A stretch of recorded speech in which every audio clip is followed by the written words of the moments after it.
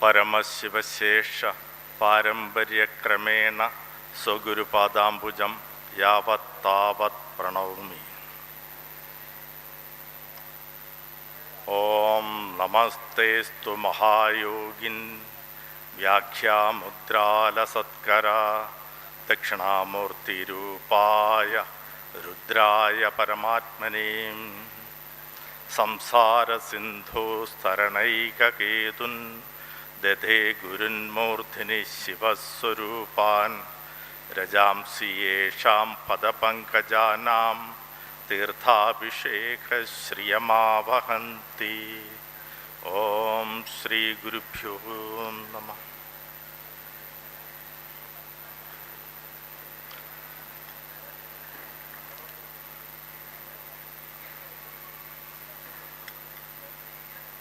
തികച്ചും ഒരു കർമ്മയോഗിയും ഈ ഹിന്ദു മഹാസമ്മേളനത്തിൻ്റെ മുഖ്യ സംഘാടകനുമായ ശ്രീ ഗോപാൽജി, ഹിന്ദു ധർമ്മ പരിഷത്തിൻ്റെ സ്വാഭിമാനികളായ കർമ്മഭടന്മാരെ,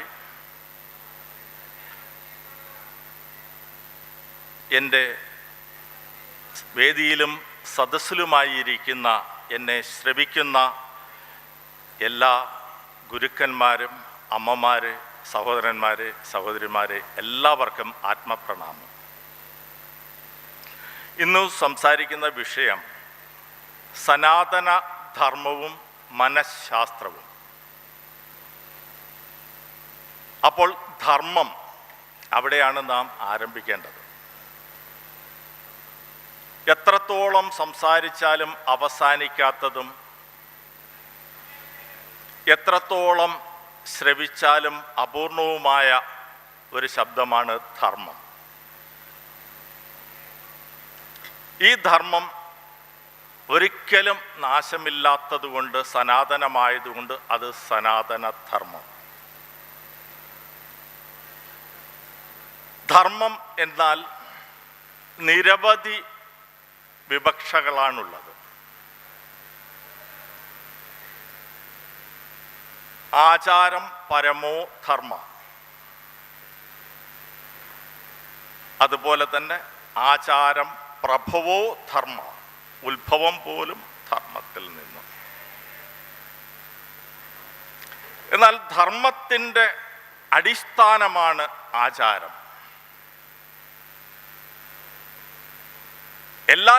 എല്ലാറ്റിനെയും ധരിക്കുന്നത് ധർമ്മം.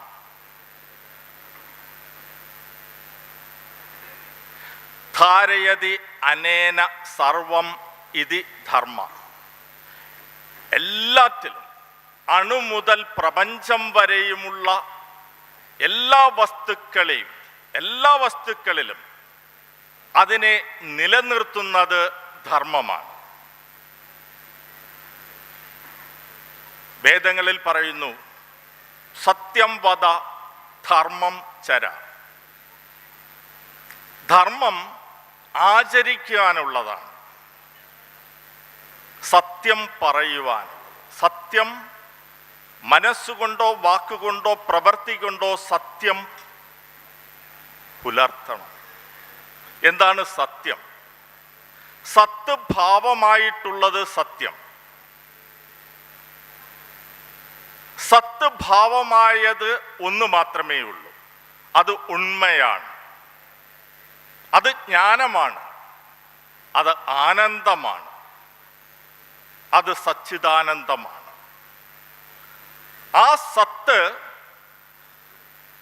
പറയുമ്പോൾ സത്യം പറയണം എന്നതിനും അപ്പുറം ധർമ്മത്തിൽ നിറഞ്ഞിരിക്കുന്നത് ആ സത്താണ്.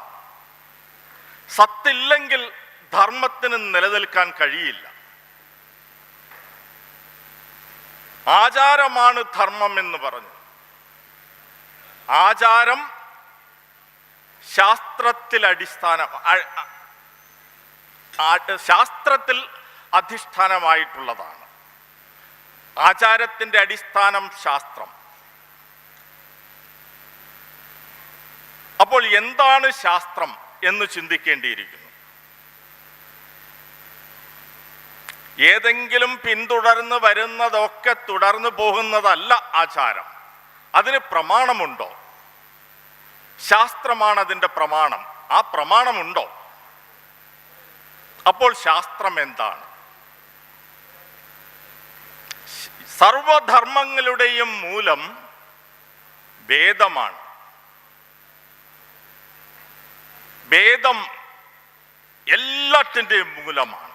ധർമ്മങ്ങളുടെയും ആചാരങ്ങളുടെയും എല്ലാ അനുഷ്ഠാനങ്ങളുടെയും മൂലം പരിശോധിച്ചാൽ അത് വേദം തന്നെയാണ്. അതിൽ രണ്ടാമതൊരു പക്ഷമില്ല. ഒരു പക്ഷേ അങ്ങനെ ഒരു അഭിപ്രായം ആർക്കെങ്കിലും ഉണ്ടെങ്കിൽ അത് വേദത്തെ അറിയാത്തത് കൊണ്ട് മാത്രമാണ്. ഈ വേദം ദേശകാല വർണ്ണഭേദം ഒന്നുമില്ലാതെ സമസ്ത ജനങ്ങൾക്ക് മാത്രമുള്ളതല്ല, സർവചരാചരങ്ങൾക്കും വേണ്ടിയുള്ളതാണ്. ഓരോ ചലിക്കുന്നതിലും ചലിക്കാത്തതിലും സത്തുണ്ട്, സത്യമുണ്ട്, ചേതനനുണ്ട്, ധർമ്മമുണ്ട്. മനുഷ്യനൊഴികെ എല്ലാറ്റിനും ഉള്ളത് സ്വധർമ്മം മാത്രമാണ്. മനുഷ്യന് മാത്രം സ്വധർമ്മത്തിന് പുറത്ത് പല ധർമ്മങ്ങളുമുണ്ട്. ഇങ്ങേ അറ്റം ഒരു അണു മുതൽ പ്രപഞ്ചം വരെയുള്ള സകല വസ്തുക്കളിലും അതിൻ്റെ നിലനിൽപ്പിനായിട്ടുള്ളതാണ് ധർമ്മമെന്ന് പറഞ്ഞു. അങ്ങനെ വരുമ്പോൾ ഒരണു എന്നാൽ ആറ്റം, ആധുനിക സയൻസിൽ ആറ്റം. ഒരു കല്ലെടുത്താൽ ആ കല്ലിലും ധർമ്മമുണ്ട്, സത്യമുണ്ട്, ചേതനം ഉണ്ട്, ചൈതന്യമുണ്ട്. ആ കല്ലിലും ചലനമുണ്ട്. ഒരു കസേരയായിക്കോട്ടെ, പേനയായിക്കോട്ടെ, ഏതൊരു വസ്തുവും ഉണ്ടോ അതിൽ ചൈതന്യമുണ്ട്, അതിൽ ചലനമുണ്ട്. ആ ചലനം നമ്മുടെ കണ്ണുകൾ കൊണ്ട് കാണാൻ കഴിയില്ല എന്നതുകൊണ്ടോ അത് മറ്റൊരു വശത്തേക്ക് മാറിപ്പോകുന്നില്ല എന്നതുകൊണ്ടോ അതിൽ ചലനം ഇല്ല എന്ന് ധരിക്കാൻ പാടില്ല. ഏതൊരു വസ്തുവിൻ്റെയും ചെറിയ കണികയായ ആറ്റം, ഒരു കല്ലിൻ്റെ ഏറ്റവും ചെറിയ കണികയായ ആറ്റം, ആ ആറ്റത്തിൻ്റെ സ്ട്രക്ചർ എന്താണ്? ആറ്റത്തിന് ന്യൂക്ലിയസ് ഉണ്ട്. ന്യൂട്രോണും പ്രോട്ടോണും അടങ്ങിയ ഒരു ന്യൂക്ലിയസ് ഉണ്ട്. ആ ന്യൂക്ലിയസിനെ ചുറ്റിക്കൊണ്ട് ഇലക്ട്രോൺസ് കറങ്ങിക്കൊണ്ടേയിരിക്കുന്നുണ്ട്. ഒരു കല്ലിൽ പോലും ഈ പ്രക്രിയ നടന്നുകൊണ്ടേയിരിക്കുന്നു. ആ ന്യൂക്ലിയസിനെ ചുറ്റി കറങ്ങിക്കൊണ്ടിരിക്കുന്ന ഇലക്ട്രോണിന്റെ സ്പീഡ് 2200 കിലോമീറ്റർ പെർ സെക്കൻഡ്. ഒരു സെക്കൻഡിൽ 2200 കിലോമീറ്റർ സ്പീഡിൽ ചലിക്കുന്ന നിരവധി ഇലക്ട്രോണുകൾ ഒരു ആറ്റത്തിനുള്ളിൽ ഉണ്ടെങ്കിൽ കോടിക്കണക്കിന് ആറ്റങ്ങൾ ചേർന്ന ഒരു കല്ലിൽ ചലനമില്ലേ? ഈ ചലനത്തിന്റെ ആധാരം എന്താണ്? അത് സച്ചിദാനന്ദമായ ചേതനൻ തന്നെയാണ്. ഈ ചേതനനില്ലാത്ത ഒരു വസ്തുവുമില്ല.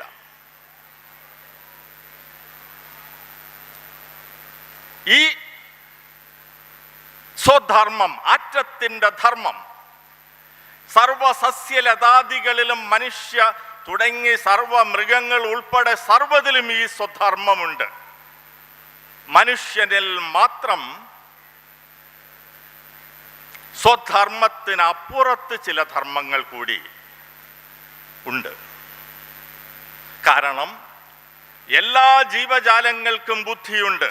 അത് സസ്യങ്ങളായിക്കോട്ടെ, പ്രാണികൾ മുതൽ എല്ലാ മൃഗങ്ങളിലും പക്ഷികളിലും ഒക്കെ ബുദ്ധിയുണ്ട്. അതൊക്കെ സ്വാഭാവികമായ വാസനാബുദ്ധികളാണെങ്കിൽ, സ്വാഭാവിക ബുദ്ധികളാണെങ്കിൽ, മനുഷ്യന് മാത്രമുള്ളതാണ് വിവേകബുദ്ധി. ആ വിവേകബുദ്ധി, വിവേകം, അത് ഉപയോഗിച്ചാൽ മാത്രമേ മനുഷ്യനാകൂ. ഇല്ലെങ്കിൽ മൃഗതുല്യനായിരിക്കും. മനുഷ്യന് മാത്രമുള്ള ആ വിവേകം ഉള്ളതുകൊണ്ടാണ് ആചാര്യന്മാർ അവനിൽ മറ്റ് പല ധർമ്മങ്ങളും ചുമതലപ്പെടുത്തിയിട്ടുള്ളത്. അവനവനിൽ അവൻ്റെ കുടുംബം, അവൻ്റെ സമൂഹം, അവൻ്റെ രാഷ്ട്രം, സർവപ്രകൃതിയെയും ഒക്കെ സംരക്ഷിക്കേണ്ട ബാധ്യത മനുഷ്യനിൽ നിക്ഷിപ്തമായിരിക്കുന്നത് വിവേകം കൂടി അവന് ഉണ്ട് എന്ന് കരുതിക്കൊണ്ടാണ്. ചിലപ്പോൾ നമുക്ക് ആ വിവേകമില്ലാത്തവരെയും നമ്മുടെ സമാജത്തിനിടയിൽ ഇടയ്ക്ക് കാണുന്നുണ്ടെന്ന് നമുക്കൊക്കെ അറിയാം. അവരെ മാറ്റി നിർത്താം. മനുഷ്യൻ എന്നാൽ മനനം ചെയ്യുന്നവനാണ്. മനനം, വിവേകത്തോടു കൂടിയ മനനം നടക്കണം. അതിനുവേണ്ടി ധർമാചാര്യന്മാർ നമുക്ക് ധർമ്മശാസ്ത്രം ഉപദേശിച്ചിട്ടുള്ളത്. ഭാരതത്തിൻ്റെ ധർമ്മശാസ്ത്രമായ സനാതനധർമ്മം ലോകത്തിലെ ഇതര രാജ്യങ്ങൾക്കുള്ള സംസ്കാരങ്ങളിൽ ഒന്നുമില്ലാത്ത ധർമ്മവും മോക്ഷവും കൂടി പുരുഷാർത്ഥങ്ങൾ, ധർമ്മ അർത്ഥ കാമ മോക്ഷങ്ങൾ, അതിൽ ഭാരതമൊഴിച്ചുള്ള എല്ലാ രാജ്യങ്ങളിലും അർത്ഥകാമങ്ങൾ മാത്രമാണ് ഉള്ളതെങ്കിൽ ഭാരതത്തിന് മാത്രം ധർമ്മവും മോക്ഷവും കൂടി ചേർത്തുകൊണ്ട് ധർമാചാര്യന്മാർ ധർമ്മശാസ്ത്രം നമുക്ക് ഉപദേശിച്ചു തന്നിട്ടുണ്ട്. ഇതിനെ തന്നെ 4 ആശ്രമ ധർമ്മങ്ങളായി നമുക്ക് വിശദീകരിച്ച് തന്നിരിക്കുന്നു. ബ്രഹ്മചര്യാശ്രമവും ഗാർഹസ്ഥ്യാശ്രമവും വാനപ്രസ്ഥാശ്രമവും സന്യാസാശ്രമവും. ഓരോ മനുഷ്യനും അനുവർത്തിക്കേണ്ട 4 ആശ്രമങ്ങൾ. അപ്പോൾ ചോദിക്കാം, സന്യാസാശ്രമം ആദ്യത്തെ 3 ആശ്രമങ്ങളും കടന്നിട്ടാണെങ്കിൽ ഇന്നത്തെ പല സന്യാസിമാരും അങ്ങനെയല്ലല്ലോ. തീർച്ചയായും പൂർവജന്മത്തിൻ്റെ ബാലൻസാണ് അവർ ബ്രഹ്മചര്യ ആശ്രമം കഴിഞ്ഞ് നേരെ സന്യാസാശ്രമത്തിലേക്ക് കടക്കുന്നത്. സാമാന്യ ജനവിഭാഗത്തിന് വേണ്ടിയാണ് പുരുഷാർത്ഥങ്ങളെ ഉപദേശിച്ചിട്ടുള്ളത്. അതിൽ പ്രഥമം വേദം തന്നെയാണ്. സർവധർമ്മങ്ങളുടെയും മൂലമായ വേദം തന്നെയാണ്. എന്നാൽ ഈ വേദത്തെ സാമാന്യ ജനങ്ങളിൽ പെട്ടെന്ന് ഉൾക്കൊള്ളാൻ സാമാന്യ ജനങ്ങൾക്ക് കഴിയാത്തതിനാലാണ് അതിൻ്റെ വിശദീകരണങ്ങളായി നിരവധി ഗ്രന്ഥങ്ങൾ ആചാര്യന്മാർ നമുക്ക് പറഞ്ഞു തന്നിട്ടുള്ളത്. വേദം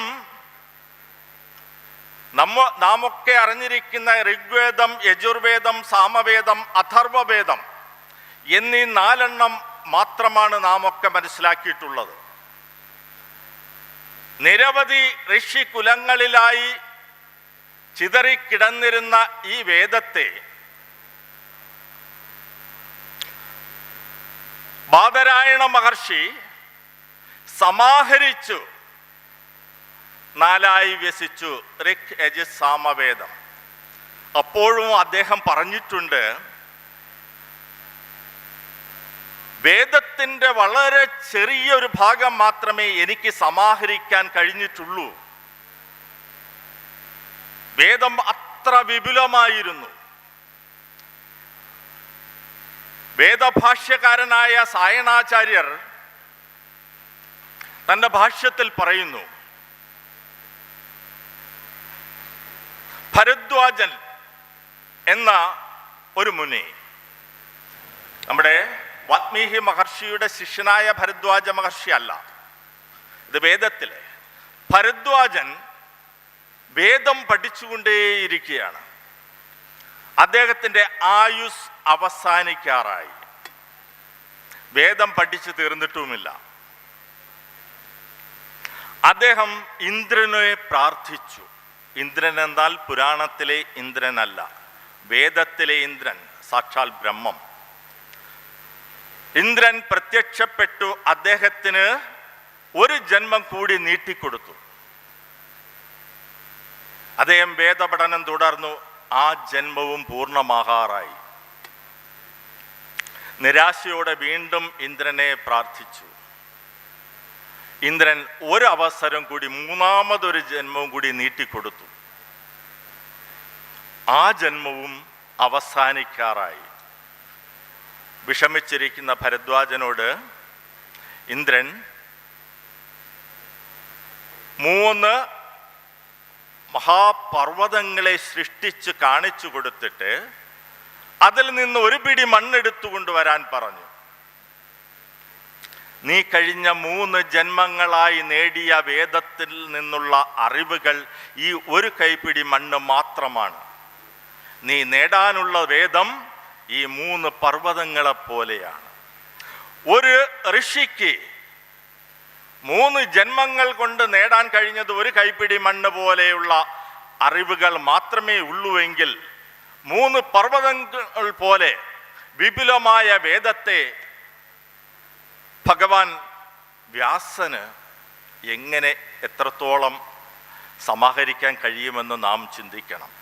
ആ വേദങ്ങളെ, നമ്മുടെ കൈക്കുള്ളിൽ കിട്ടിയ വേദത്തെ, അതിനെ പോലും നമുക്ക് മനസ്സിലാക്കാൻ സാധാരണക്കാരന് കഴിയാത്തതുകൊണ്ട് അതിനെ 4 ഭാഗങ്ങളായി വെസിച്ചു. സംഹിതകളും ബ്രാഹ്മണങ്ങളും ആരണ്യകങ്ങളും ഉപനിഷത്തുകളും എന്നിങ്ങനെ 4 ഭാഗങ്ങൾ അതിലുണ്ടായി. അതിൽ സംഹിതകളും ബ്രാഹ്മണങ്ങളും ചേർന്ന് കർമ്മകാണ്ഡവും, ആരണ്യകങ്ങൾ ഉപാസനാകാണ്ഡവും, ഉപനിഷത്തുകൾ ജ്ഞാനകാണ്ഡമെന്നും അറിയപ്പെടുന്നു. ഈ വേദങ്ങളിൽ തന്നെ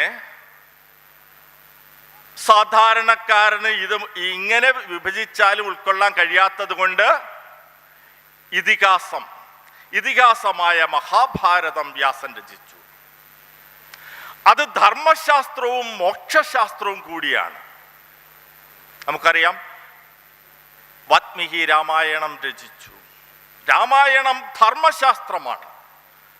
രാമോ വിഗ്രഹവാൻ ധർമ്മ, രാമൻ ധർമ്മത്തിൻ്റെ വിഗ്രഹരൂപമാണ്. 15 ഗുണങ്ങളോട് കൂടിയ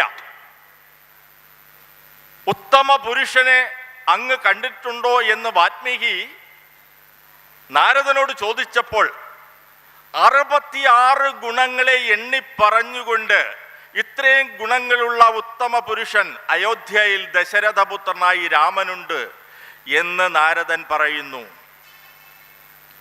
ആ ധർമ്മത്തിൻ്റെ പ്രതീകമാണ് രാമൻ. ആ രാമന്റെ അയനമാണ് രാമായണം. അത് ധർമ്മശാസ്ത്രമാണ്. എന്നാൽ മഹാഭാരതം ധർമ്മശാസ്ത്രവുമാണ്, മോക്ഷശാസ്ത്രവുമാണ്. കാരണം മോക്ഷത്തിനെ സഹായിക്കുന്ന ഭഗവത്ഗീത മഹാഭാരതത്തിലെ ഭീഷ്മപർവത്തിൽ ഉള്ള 18 അധ്യായങ്ങളാണ്. ഭഗവത്ഗീതയെ ഉൾക്കൊള്ളുന്നത് കൊണ്ട് അത് മോക്ഷശാസ്ത്രവും കൂടിയായി മാറി. എന്നാൽ മോക്ഷശാസ്ത്രം പോലെയുള്ള, ഭഗവത്ഗീത പോലെയുള്ള നിരവധി ജ്ഞാനങ്ങൾ അതിനകത്തുണ്ട്. ഇപ്പൊ നമുക്കൊക്കെ അറിയാം, അഷ്ടാവക്രഗീത, വ്യാധഗീത, ഇങ്ങനെ നിരവധി ഗീതകൾ അതിനകത്തുണ്ട്, ഉദ്ധവഗീത. പക്ഷേ മോക്ഷശാസ്ത്രമായി ആചാര്യന്മാർ നിശ്ചയിച്ചിട്ടുള്ളത് അതിലെ ഭഗവത്ഗീതയാണ്. അതുകൊണ്ടാണ് വേദാന്തമായ ഉത്തരമീമാംസയെ 3 പ്രസ്ഥാനങ്ങളുടെ കൂട്ടമായി കാണുന്നു. പ്രസ്ഥാനത്രയി എന്നറിയപ്പെടുന്നു. 3 പ്രസ്ഥാനങ്ങൾ ചേർന്നതാണ് വേദാന്തം. സ്മൃതികളിൽ അത് ഭഗവത്ഗീതയും, ശ്രുതികളിൽ ഉപനിഷത്തുക്കളും, അതിനു മുകളിൽ ന്യായശാസ്ത്രമായ ബ്രഹ്മസൂത്രവും. സ്മൃതികളിൽ തർക്കമുണ്ടെങ്കിൽ നാം ആശ്രയിക്കുന്നത് ഉപനിഷത്തുക്കളെയാണ്. ഉപനിഷത്തുക്കളിൽ വൈരുദ്ധ്യമുണ്ടെന്ന് തോന്നാം, പക്ഷെ വൈരുദ്ധ്യമില്ല. വൈരുദ്ധ്യമുണ്ടെന്ന് തോന്നുന്ന പക്ഷം ആശ്രയിക്കേണ്ടത് ബ്രഹ്മസൂത്രത്തെയുമാണ്. അത് അവസാനത്തെ വാക്കാണ്. ഈ പ്രസ്ഥാനത്രയിലൂടെ മോക്ഷശാസ്ത്രം വേദാന്തവും സംഹിതകളും ബ്രാഹ്മണങ്ങളും കൂടിച്ചേർന്ന കർമ്മകാണ്ഡമായ പൂർവമീമാംസ,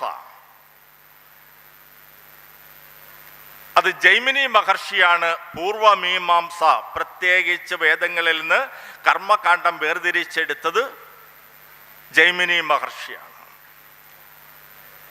വേദാന്തം വ്യാസ മഹർഷിയും. വേറെ 4 ദർശനം കൂടി ആസ്തികങ്ങളായ വേദത്തെ പ്രാമാണ്യമായി അംഗീകരിക്കുന്ന 4 ദർശനം കൂടി നമുക്കുണ്ട്. കപില മഹർഷിയുടെ സാഖ്യദർശനം,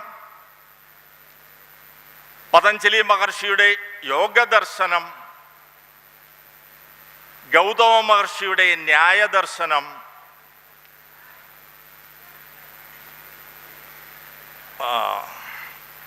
വൈശേഷിക ദർശനം, കണാദ മഹർഷിയുടെ വൈശേഷിക ദർശനം. ഈ സാഖ്യം, യോഗം, ന്യായം, വൈശേഷികം, പൂർവമീമാംസ, ഉത്തരമീമാംസ എന്നീ 6 ദർശനങ്ങൾ, ആസ്തിക ദർശനങ്ങൾ ധർമ്മത്തെ, പ്രപഞ്ചത്തെ, ഓരോ അണു മുതൽ പ്രപഞ്ചം വരെയും ഉള്ള സൃഷ്ടിയുടെ കാരണത്തെ, ഇവയുടെ ധർമ്മത്തെ ഒക്കെ വിശദീകരിക്കുന്നതിന് വേണ്ടിയാണ് ആചാര്യന്മാർ നമുക്ക് ഉപദേശിച്ചിട്ടുള്ളത്. അതോടൊപ്പം ഇതിഹാസങ്ങൾ, അതും ഉൾക്കൊള്ളാൻ പ്രയാസമുള്ളവർക്കായി 18 പുരാണങ്ങളും 18 ഉപപുരാണങ്ങളും വ്യാസഭഗവാൻ നമുക്ക് തന്നിട്ടുണ്ട്. ധർമ്മത്തെ തിരിച്ചറിയുവാൻ വേണ്ടി, ധർമ്മത്തെ മനസ്സിലാക്കുവാൻ വേണ്ടി. എന്നിട്ടും നാം ഇതിൽ ഏതെങ്കിലുമൊക്കെ മനസ്സിലാക്കാതെ, ബാലപാഠങ്ങളായ പുരാണങ്ങളെപ്പോലും മനസ്സിലാക്കാതെ ധർമ്മത്തെ, സനാതന ധർമ്മത്തെ പുച്ഛിക്കുക, ആക്ഷേപിക്കുക, അതിനെ ഉന്മൂലനം ചെയ്യാനും ഇന്ന് ചില കുബുദ്ധികൾ, ഭരണ സ്വാധീനമുള്ള ചിലർ രംഗത്തിറങ്ങിയിരിക്കുന്ന ദയനീയമായ വസ്തുത കണ്ടാൽ വിഡ്ഢികളിൽ വിഡ്ഢി എന്ന് മാത്രമേ അവരെ പറയുവാനുള്ളൂ. ഏതെങ്കിലും ഒന്ന് വിമർശിക്കുവാനെങ്കിലും അവർ ഇതൊക്കെ ഒന്ന് മനസ്സിലാക്കണ്ടേ? ഇത്തരത്തിലുള്ള ധർമ്മശാസ്ത്രങ്ങളെ മനസ്സിലാക്കി അത് ആചരിക്കുന്നതിലൂടെയാണ് നാം സനാതന ധർമ്മത്തെ മനസ്സിലാക്കിയെന്ന് പറയാനും അത് ആചരിക്കുന്ന സനാതന ധർമ്മി എന്ന് പറയാനും നമുക്ക് കഴിയുകയുള്ളൂ. അതിനു വേണ്ടി കൂടിയായിരിക്കണം നമുക്ക് ഇനിയുള്ള ജീവിതമെങ്കിലും. ഇവിടെ സനാതന ധർമ്മവും മനഃശാസ്ത്രവുമാണ് ഇന്നത്തെ വിഷയം എന്നുള്ളത് കൊണ്ട് തന്നെ ഈ സനാതന ധർമ്മവും മനഃശാസ്ത്രവും തമ്മിലുള്ള ബന്ധത്തെക്കുറിച്ച് പറയുമ്പോൾ ഇന്നത്തെ ജനസമൂഹത്തിൽ ധർമ്മം, സനാതന ധർമ്മത്തിൻ്റെ അജ്ഞത മൂലം അവരനുഭവിക്കുന്ന വൈഷമ്യങ്ങളെക്കുറിച്ച് കൂടി നാം മനസ്സിലാക്കണം. ശാരീരിക, മാനസിക, ബൗദ്ധിക, ആത്മീയമായ സമ്പൂർണ്ണ പരാജയം സംഭവിച്ചിട്ടുള്ളവർ, ഇന്ന് സ്കൂളിൽ പഠിക്കുന്ന കുട്ടികൾ വരെ, SSLCക്ക് പഠിക്കുന്ന കുട്ടികളെ കുറിച്ചുള്ള പഠനത്തിൽ 60% മുതൽ 70% വരെയുള്ള കുട്ടികൾ വിവിധങ്ങളായ മാനസിക പ്രശ്നങ്ങൾ അനുഭവിക്കുന്നവരാണെന്ന് കണ്ടെത്തിയിട്ടുണ്ട്. അതെങ്കിൽ LKG തുടങ്ങുന്ന കുട്ടികൾ മുതൽ ഡിപ്രഷൻ മുതൽ സ്കിസോഫീനിയ വരെയുള്ള മാനസികമായ അവസ്ഥകളിലൂടെ കടന്നു പോകുന്നവരാണെന്നുള്ളത് വസ്തുതയാണ്. വിവിധ തരം വിഷയങ്ങളിലൂടെ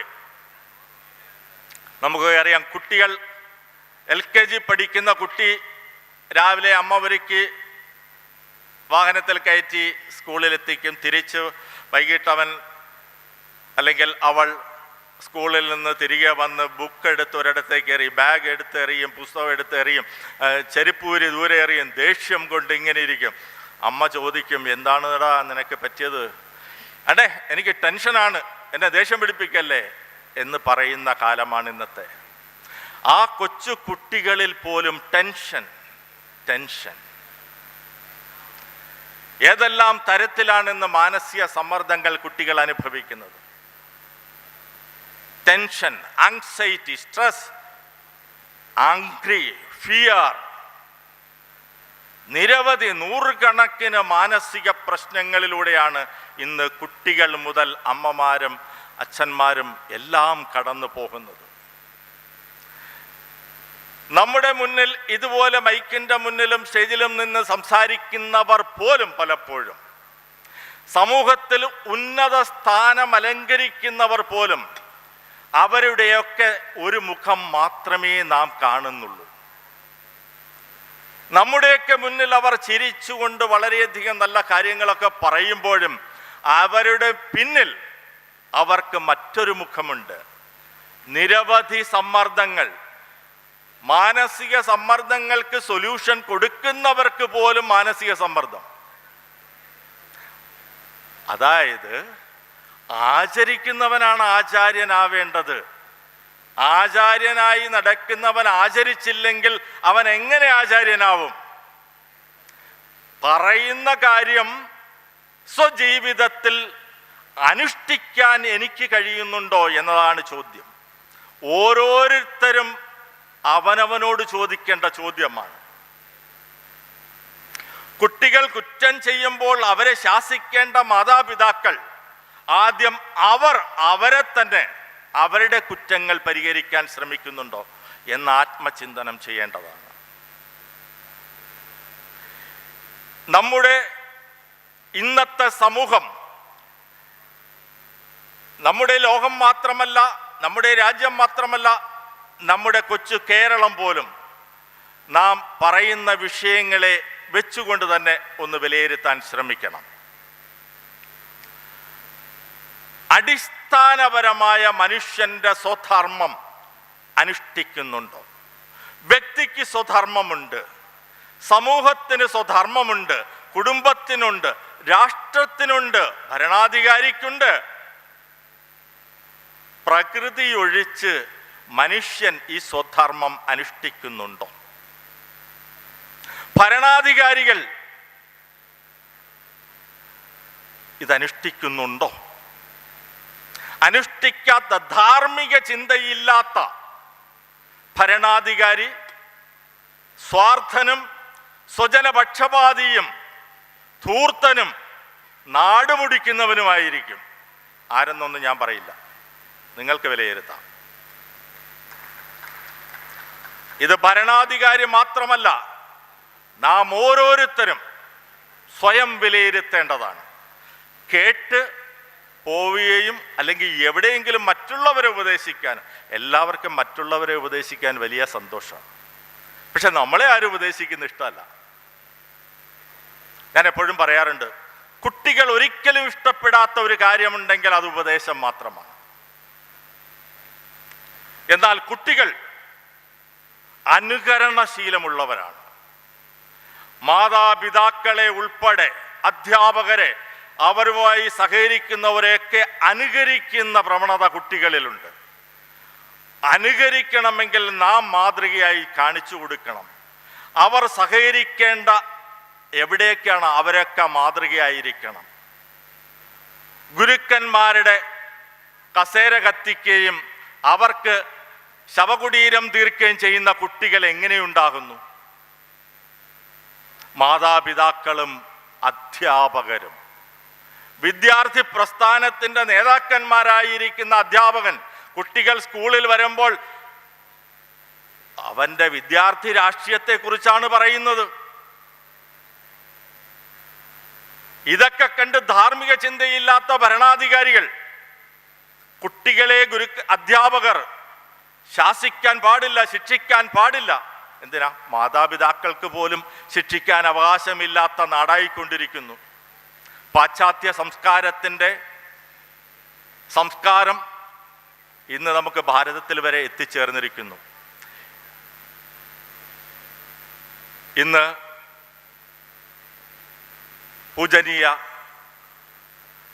പരംപൂജനീയ സ്വാമി വിവേകാനന്ദൻ്റെ ജയന്തിയാണ്. ഈ ജയന്തിയിൽ ഒരു കാര്യം കൂടി ഓർമ്മിപ്പിക്കുകയാണ്. ഏതൊരു സന്യാസിയായിക്കോട്ടെ, ഏതൊരു യോഗിയായിക്കോട്ടെ, ഏതൊരു മാതാപിതാവോ അധ്യാപകനോ ആയിക്കോട്ടെ, ഞാൻ പറയുന്നത് അവർ തരുന്ന, അവരിൽ നിന്ന് കിട്ടുന്ന അറിവുകളും കഴിവുകളും ഉപയോഗപ്പെടുത്തുക. ഒരിക്കലും മറ്റൊരാളെ അനുകരിക്കാതിരിക്കുക, ഒരാളെയും അനുകരിക്കരുത്.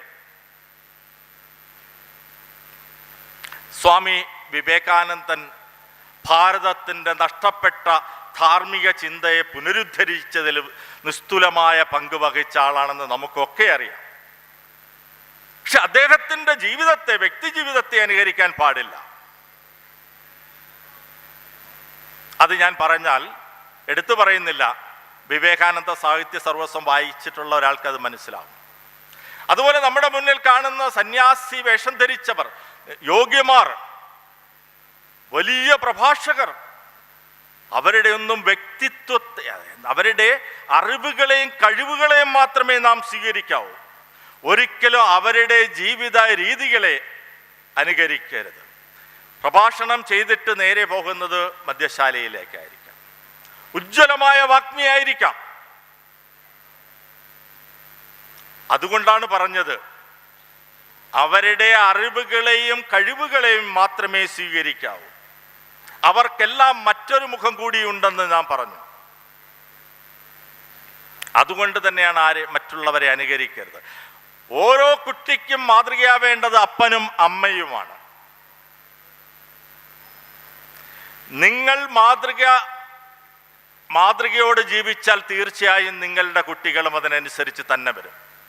കുട്ടികളിൽ പാളിച്ചകൾ ഉണ്ടായിട്ടുണ്ടെങ്കിൽ അതിൻ്റെ ധാർമ്മിക ഉത്തരവാദിത്വത്തിൽ നിന്നും മാതാപിതാക്കൾക്ക് ഒഴിഞ്ഞു നിൽക്കാൻ കഴിയില്ല, അധ്യാപകർക്ക് ഒഴിഞ്ഞു നിൽക്കാൻ കഴിയില്ല.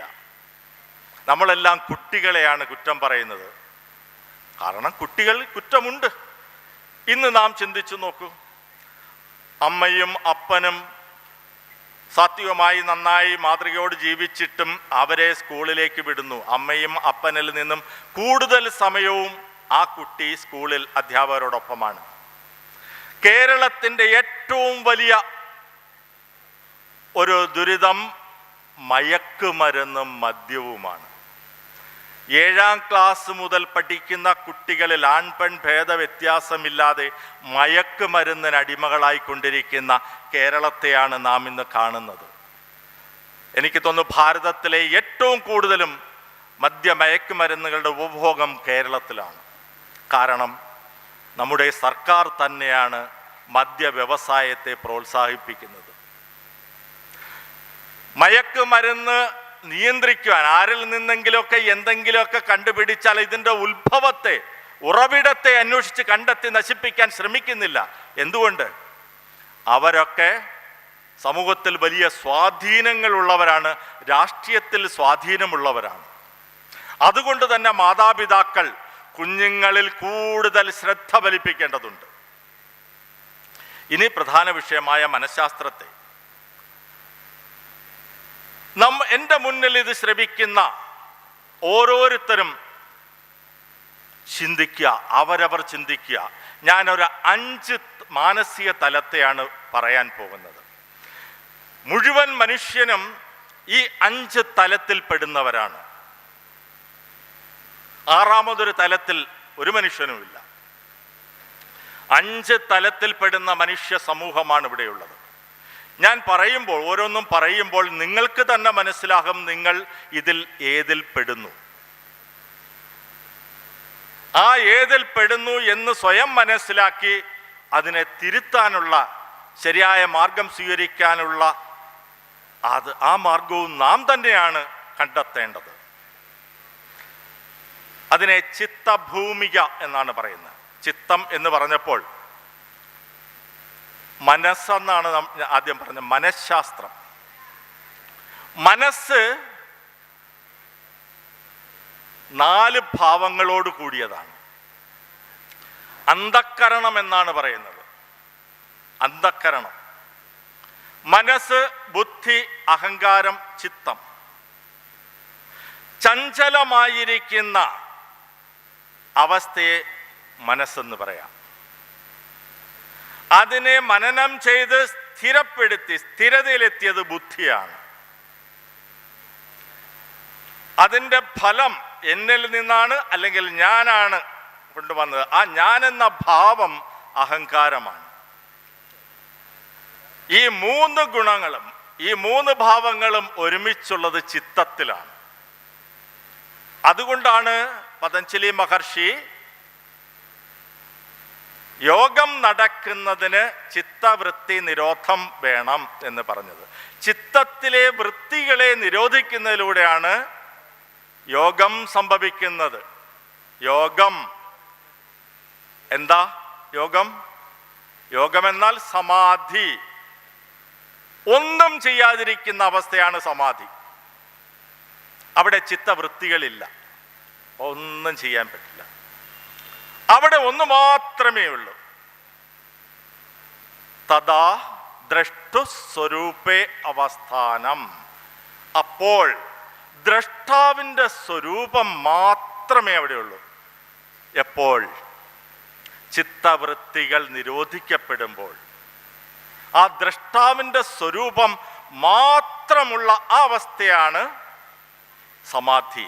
ആനന്ദമാണ് അവിടെ. ഈ അന്ധക്കരണത്തെ ആചാര്യന്മാർ ചിലയിടത്ത് രണ്ടെണ്ണം മാത്രമേ പറയാറുള്ളൂ, മനസ്സ് ബുദ്ധി മാത്രം. ചിലയിടത്ത് മനസ്സ് ബുദ്ധി അഹങ്കാരത്തെ പറയാറുണ്ട്, ചിലയിടത്ത് ഇത് നാലും പറയാറുണ്ട്. ഇവിടെ നമുക്ക് ചിത്തത്തെ എടുക്കാം. ചിത്തത്തിലാണല്ലോ മനസ്സും ബുദ്ധിയും അഹങ്കാരവും എല്ലാം ഉള്ളത്. ഈ ചിത്തത്തിന് 5 തലങ്ങൾ, ഭൂമിക എന്ന് ഞാൻ പറഞ്ഞു. ക്ഷിപ്തം 1, മൂഢം, വിക്ഷിപ്തം, ഏകാഗ്രം, നിരുദ്ധം. 5 ഭൂമികകളാണ് ഉള്ളത്. ഞാൻ ഓരോന്നിനെ പറ്റി ചെറുതായി ഒന്ന് വിവരിച്ചു പോകാം. ക്ഷിപ്താവസ്ഥയിലുള്ളവർ നമ്മുടെ സമൂഹത്തിൽ വളരെ കുറച്ചു പേരേ ഉള്ളൂ. അവർക്ക് ഒരു കാര്യവും ചെയ്യാൻ പറ്റില്ല, ഒന്നിലും ഉറച്ചു നിൽക്കില്ല, മനസ്സൊന്നിലും ഉറച്ചു നിൽക്കില്ല. ആരെന്ത് പറഞ്ഞാലും ശ്രദ്ധിക്കാൻ പോലും സമയമില്ല. അവരുടെ കണ്ണുകൾ വളരെ പെട്ടെന്ന് ചലിച്ചുകൊണ്ടേയിരിക്കും, മുഖം വലിഞ്ഞു മുറുകിയിരിക്കും. ആരെന്ത് പറയുന്നു എന്ന് ശ്രദ്ധിക്കാതെ അവർക്ക് തോന്നുന്നതായിരിക്കും അവർ പറയുന്നത്. ഒരു കാര്യത്തിലും അവർക്ക് ശ്രദ്ധ കേന്ദ്രീകരിക്കാൻ കഴിയില്ല. അത് നമ്മുടെ സമാജത്തിൽ വളരെ കുറച്ച് പേര് മാത്രമേ ഉള്ളൂ ക്ഷിപ്താവസ്ഥയിലുള്ളവർ. അതിന് മുകളിലുള്ള അവസ്ഥയാണ് മൂഢാവസ്ഥ. ഈ മൂഢാവസ്ഥ എന്നാൽ ക്ഷിപ്തത്തിൻ്റെ ഉയർന്ന തലമാണ്. അവർ പലരും പറയുന്നതൊക്കെ കേൾക്കും, പക്ഷെ അവിടെ നിൽക്കില്ല, അപ്പോഴേ അതും കളയും. എങ്ങും അധിക നേരം ഇരിക്കില്ല, എന്നാൽ കുറച്ചൊക്കെ ഇരിക്കും.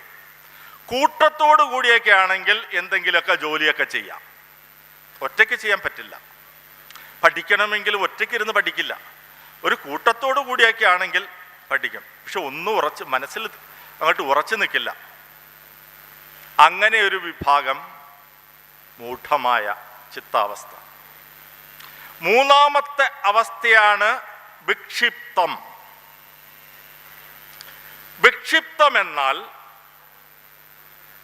അവർ ക്ഷിപ്തം കഴിഞ്ഞു, മൂഢവും കഴിഞ്ഞു. അവർ എല്ലാ കാര്യത്തിലൊക്കെ ശ്രദ്ധിക്കുന്നുണ്ട്. ഒറ്റയ്ക്കൊക്കെ ഇരുന്ന് പഠിക്കാൻ പറ്റും, ഒറ്റയ്ക്കൊക്കെ ജോലി ചെയ്യാൻ പറ്റും. അവർ വളരെ കാര്യമായിട്ടൊക്കെ കുടുംബജീവിതമൊക്കെ നയിച്ച് മുന്നോട്ട് പോകുന്നവരാണ്. സമൂഹത്തിലെ വിഷയങ്ങളിലൊക്കെ ഇടപെടുന്നവരാണ്. അതാണ് നമ്മുടെ സമൂഹത്തിൽ 85% മുതൽ 90% വരെയുള്ള നമ്മുടെ ഈ സാധാരണ സമൂഹം. പക്ഷേ ഒരു കാര്യം, ഇങ്ങനെ സ്മൂത്തായി പൊയ്ക്കൊണ്ടിരിക്കുക. ഒരു ജോലിയൊക്കെ കിട്ടി, പഠിച്ച് ഉദ്യോഗമൊക്കെ നേടി, ടെസ്റ്റൊക്കെ എഴുതി. അപ്പോഴായിരിക്കും ചിലർ വന്നിട്ട് ഒരു മൾട്ടി ലെവൽ നെറ്റ്വർക്ക് മാർക്കറ്റിംഗ്, ഭയങ്കര മണിയാണ്. അപ്പോഴാണ് ഒരു മോട്ടോർ സൈക്കിളിൽ നടക്കുന്ന ഞാൻ, അപ്പം എനിക്ക് മറ്റേ ആൾ പറയുന്നത് കണ്ടോ, ഞാൻ 1 വർഷം മുമ്പ് സൈക്കിളിൽ നടന്നവനാണ്, ഇപ്പം ഞാൻ ഓടിയിലാണ് സഞ്ചരിക്കുന്നത്, എൻ്റെ ഇൻകം ഇതാണ്. അറിയാമല്ലോ, സെയിൽസ്മാൻ്റെ ഗുണം. ഇതെല്ലാം കേട്ട് എന്നാ പിന്നെ അതിലേക്കാവട്ടെ, ചെയ്യുന്ന ജോലിയോടൊപ്പം വേറൊന്നിലും കൂടെ ചാടും.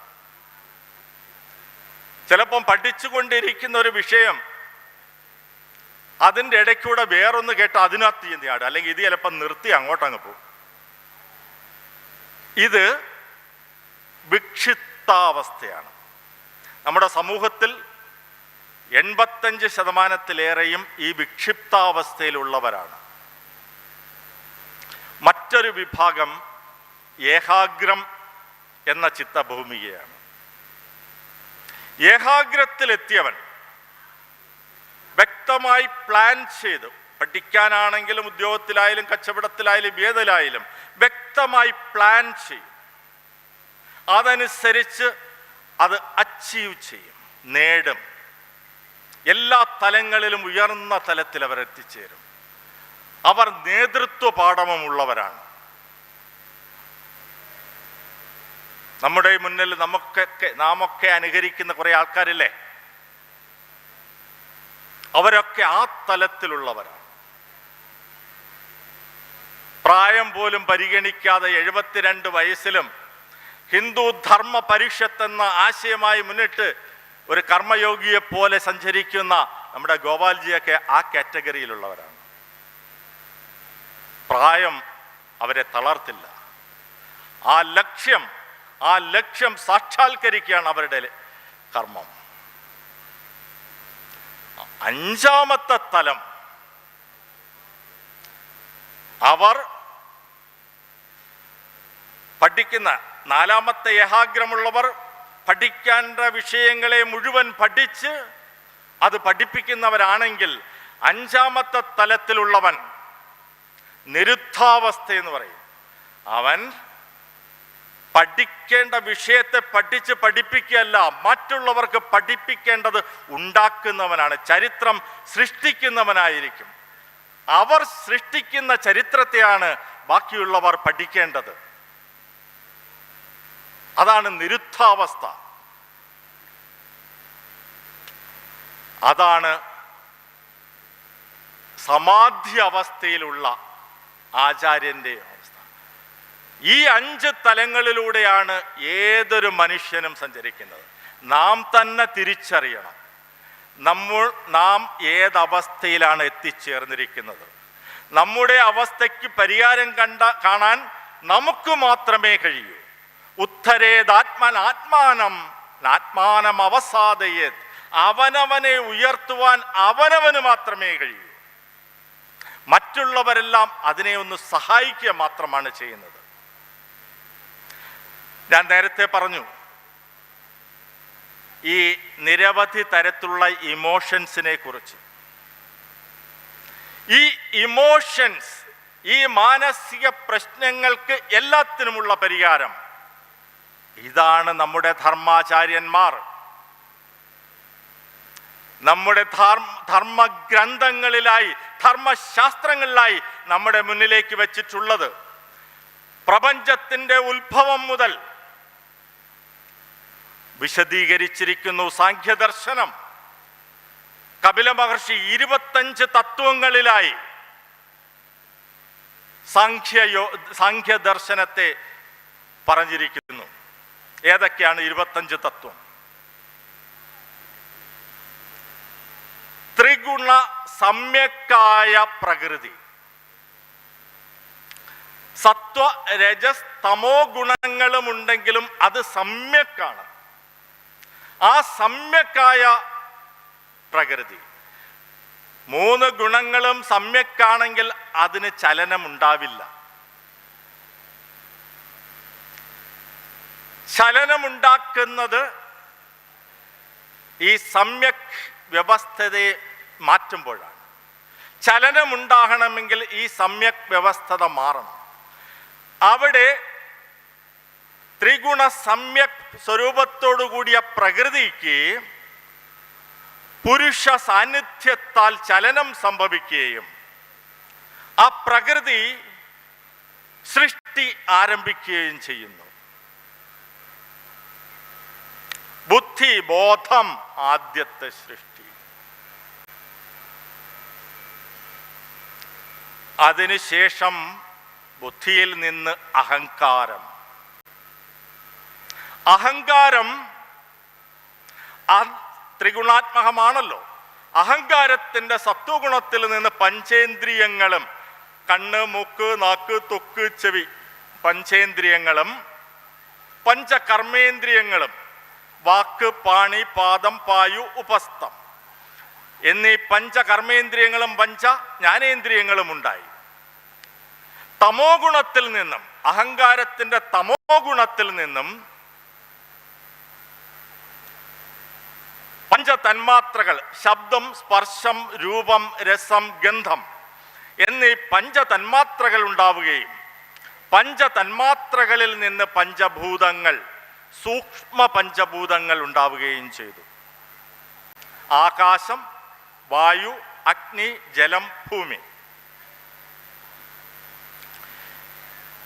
അഹങ്കാരത്തിൽ നിന്നും മനസ്സും വേർതിരിഞ്ഞു.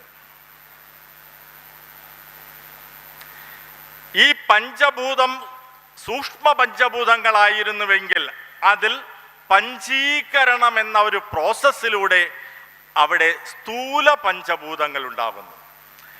അത് ഈ പറയുന്ന വിഷയം പെട്ടെന്ന് ഉൾക്കൊള്ളാൻ കഴിയുന്നതല്ല, എങ്കിൽ പോലും ഒന്ന് പറയാൻ ശ്രമിക്കുകയാണ്.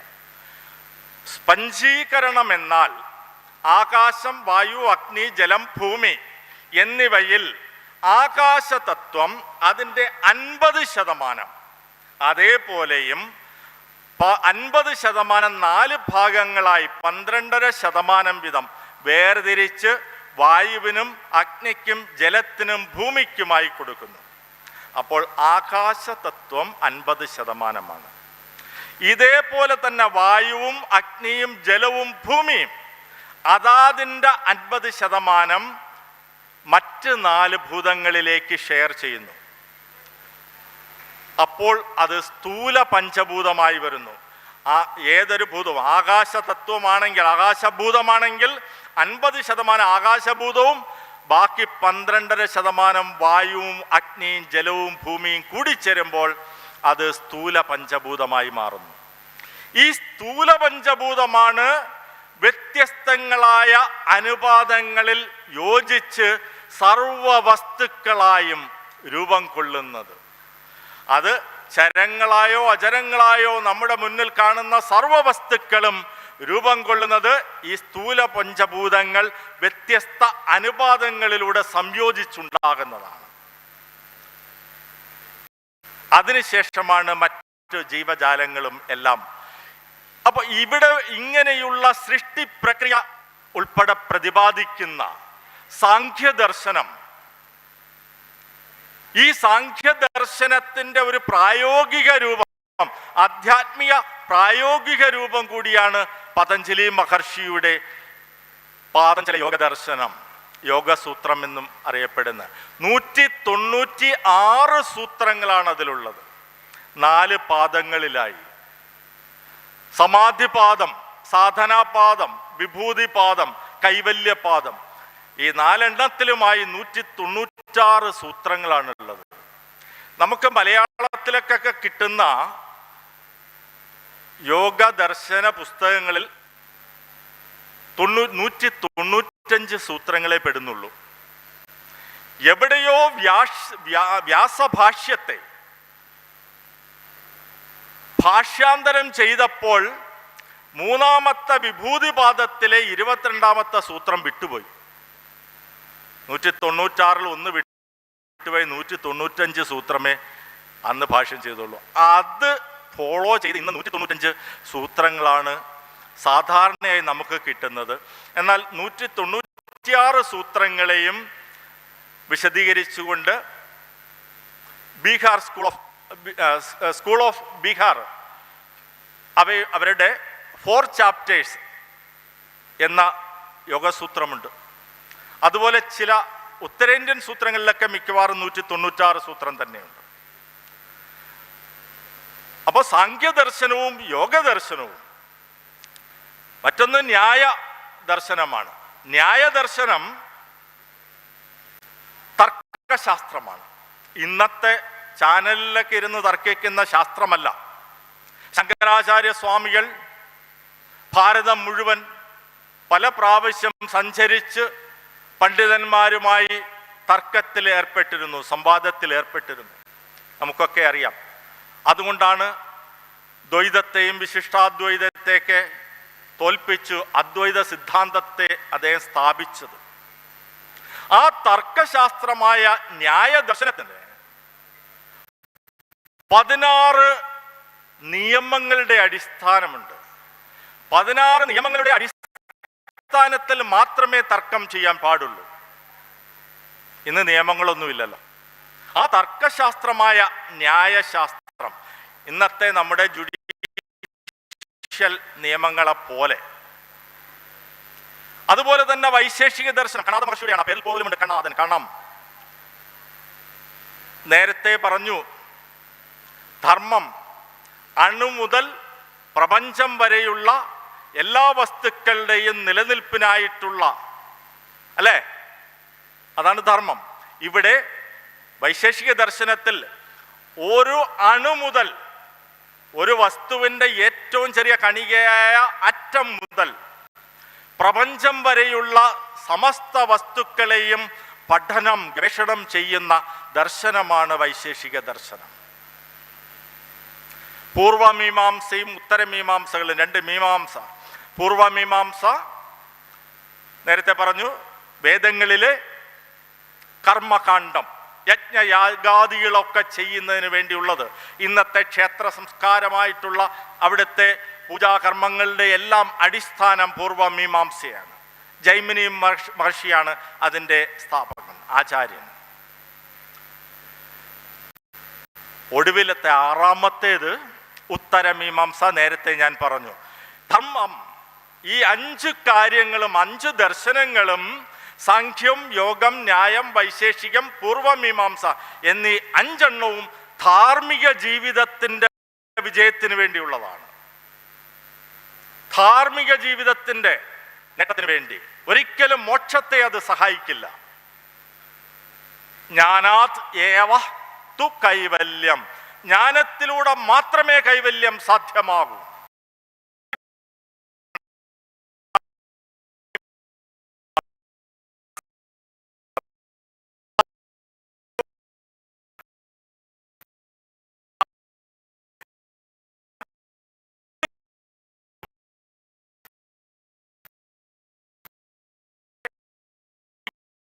ഭൗതികവുമായ ജീവിതം സാക്ഷാത്കരിച്ചതിന് ശേഷം മോക്ഷശാസ്ത്രത്തെ പഠിക്കാൻ ശ്രമിച്ചാൽ നടക്കില്ല. അതുകൊണ്ട് തന്നെ കുട്ടിക്കാലം മുതലേ അതിനുള്ള ശ്രമങ്ങൾ ആരംഭിക്കണം. ഇല്ലെങ്കിൽ ഈ നിമിഷം മുതലെങ്കിലും മോക്ഷശാസ്ത്രത്തെ അറിയാൻ ശ്രമിക്കണം. അതിൻ്റെ തുടക്കങ്ങളാണ് പുരാണങ്ങളും മറ്റും. നാം ധാരാളം നാരായണീയം, അതുപോലെ വിഷ്ണു പുരാണം, ലളിതാ സഹസ്രനാമം, നിരവധി പ്രകരണ ഗ്രന്ഥങ്ങൾ, 100 കണക്കിന് പ്രകരണ ഗ്രന്ഥങ്ങൾ, ഇതൊക്കെ നമുക്കുണ്ട്. ഇതെല്ലാം മോക്ഷശാസ്ത്രത്തിലേക്ക് കടക്കുവാനുള്ള പ്രാഥമികമായ പടികളാണ്. അതുകൊണ്ട് ഇതിൽ മാത്രമായി മുഴുകിക്കഴിയരുത്. ഇവിടെ നിന്നും അടുത്തതിലേക്ക് നാം കടന്നു പോകണം. ഞാൻ എപ്പോഴും പറയാറുണ്ട്, ആത്മസാക്ഷാത്കാരമായ മോക്ഷം പോലും എൻ്റെ ലക്ഷ്യമേ അല്ല. അത് ഫലം കിട്ടുകയോ കിട്ടാതിരിക്കുകയോ ചെയ്യട്ടെ. ഈ ജന്മത്തിലല്ലെങ്കിൽ ഏതെങ്കിലും ജന്മത്തിൽ കിട്ടുമല്ലോ.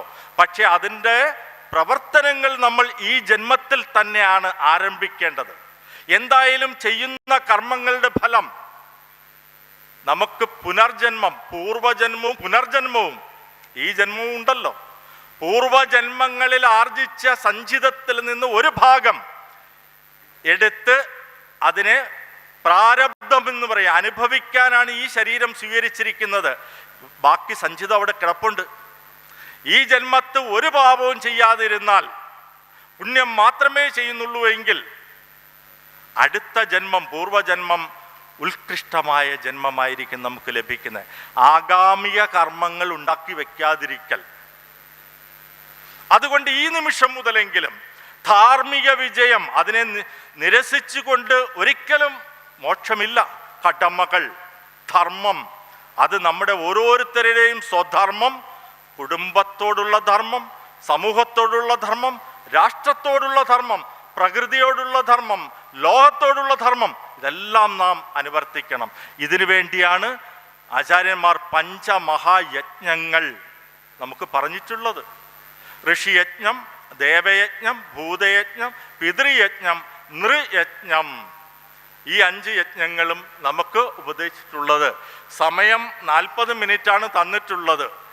സമയമുണ്ടായിരുന്നുവെങ്കിൽ അവയൊക്കെ കൂടി ഒന്നുകൂടെ പറയാൻ പറ്റുമായിരുന്നു. പക്ഷേ എല്ലാം സമയം ക്ലിപ്തത്തോടു കൂടിയാണ് പോകുന്നത് എന്നുകൊണ്ട് കൂടുതലായിട്ടൊന്നും പറയാൻ ഉദ്ദേശിക്കുന്നില്ല. എല്ലാവരും കേട്ടിട്ടുണ്ടാവും.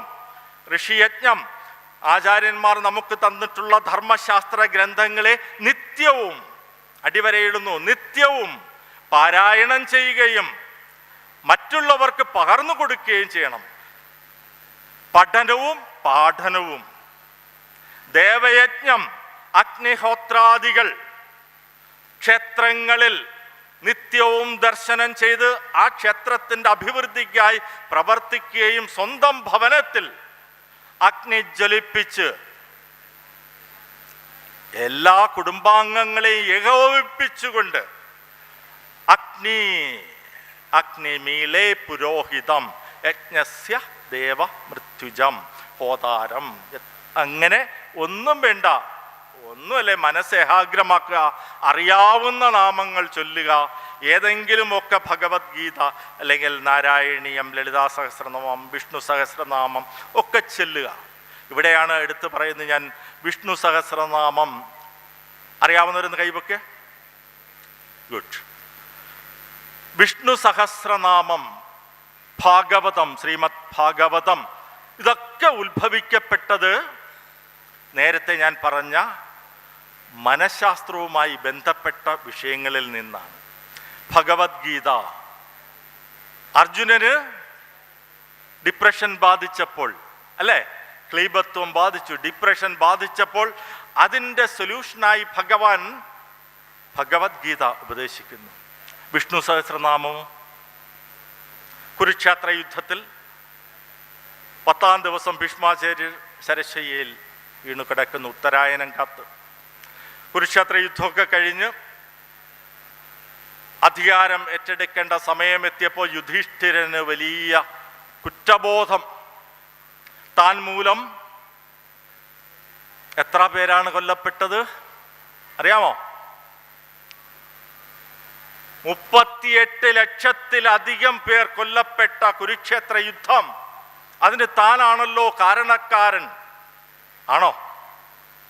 അല്ല, ഭഗവത് നിശ്ചയം. അത് കുറ്റബോധം. തനിക്കെങ്ങനെ അധികാരം ഏറ്റെടുക്കാൻ കഴിയും? എൻ്റെ കൃഷ്ണ, എനിക്കതിൻ്റെ പരിഹാരം ഉപദേശിച്ചാലും.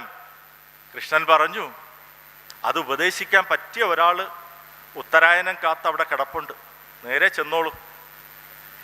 അപ്പോൾ ഒറ്റയ്ക്ക് പോകാനൊരു വൈഷമ്യം, അല്ലേ? കൃഷ്ണനും കൂടി വിളിച്ചു.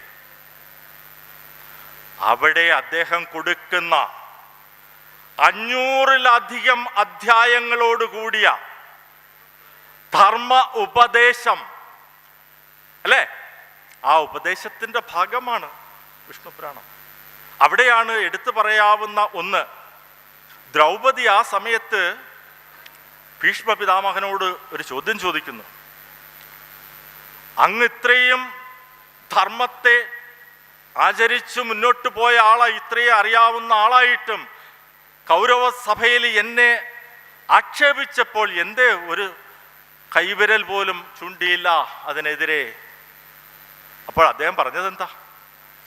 ഞാൻ അവിടെ ഭക്ഷിച്ചു കൊണ്ടിരുന്ന ഭക്ഷണം, ഞാൻ കഴിച്ച ഭക്ഷണം ദുര്യോധനൻ്റെയാണ്, അല്ലേ? ആ ഭക്ഷണത്തിൻ്റെ ഗുണം കാണിക്കും. എന്ന് വെച്ചാൽ നാം കഴിക്കുന്നതിൻ്റെ ഗുണം, നാം കഴിക്കുന്ന ഭക്ഷണം എന്തോ അതിൻ്റെ ഗുണം നമുക്കുണ്ടാവും. ആരിൽ നിന്ന് അത് വാങ്ങിക്കഴിക്കുന്നുവോ അതിൻ്റെ ഗുണവും നമുക്കുണ്ടാവും. ഭക്ഷണത്തിൻ്റെ ഗുണം മാത്രമല്ല, അനർഹമായത് അനർഹരിൽ നിന്ന് വാങ്ങിക്കഴിച്ചാലും അതിൻ്റെ ഗുണം നാം അനുഭവിക്കണം, അല്ലേ?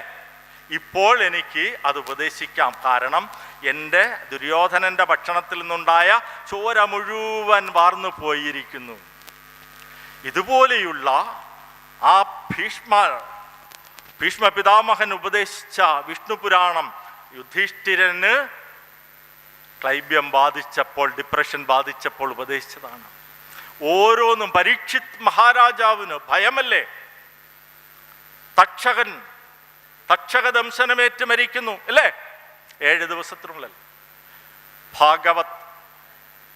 ഭാഗവതം കേട്ടതോടുകൂടി, ശ്രീ ശുക ബ്രഹ്മർഷിയിൽ നിന്ന് കേട്ടതോടുകൂടി 7 ദിവസം കൊണ്ട് അദ്ദേഹത്തിൻ്റെ ഭയം എന്ന ആ വികാരമില്ലാതായി. അദ്ദേഹത്തിന് മനസ്സിലായി തൻ്റെ കർത്തവ്യങ്ങൾ പൂർത്തീകരിച്ചു അല്ലേ? ഈ മാനസിക പ്രശ്നങ്ങൾക്കുള്ള പരിഹാരമാണ് സനാതന ധർമ്മം ധാർമ്മികാചാര്യന്മാരിലൂടെ നമുക്ക് മുന്നിൽ തന്നിട്ടുള്ളത്. ഓരോരുത്തരും ഇന്നു മുതലെങ്കിലും ഇതിൽ നല്ലൊരു ഭാഗവും അനുഷ്ഠിക്കുന്നവരാണെന്ന് നമുക്കറിയാം. എങ്കിലും മറ്റുള്ളവരിലേക്ക് കൂടി ഈ തത്വങ്ങളും ദർശനങ്ങളും എത്തിക്കാൻ പഠനവും പാഠനവും നമ്മുടെ ഒരു ജീവിതവ്രതമായി കൂടി സ്വീകരിച്ചുകൊണ്ട് ഈ പറഞ്ഞതിൽ എന്തെങ്കിലും നന്മകളുണ്ടെങ്കിൽ അത് ഭഗവാന്റെ അനുഗ്രഹം കൊണ്ടും, എന്തെങ്കിലും പോരായ്മയുണ്ടെങ്കിൽ ഈ വ്യാവഹാരിക ലോകത്തിൽ ജീവിക്കുന്ന നമുക്കുള്ള ദോഷങ്ങളായി മാത്രം കണ്ടുകൊണ്ടും എല്ലാവരും, എന്നെ ശ്രവിച്ച എല്ലാവർക്കും അവരുടെ പാതാരബന്ധങ്ങളിൽ ഒരുപടി പ്രണാമം അർപ്പിച്ചുകൊണ്ട് അവസാനിപ്പിക്കുന്നു. സർവേ ഭവന്തു സുഖിനഃ, സർവേ സന്തു നിരാമയ, സർവേ ഭദ്രാണി പശ്യന്തു, മാ കച്ചിത് ദുഃഖഭാഗ് ഭവേത്. ഓം ശാന്തി ശാന്തി ശാന്തി. ഹരി ഓം.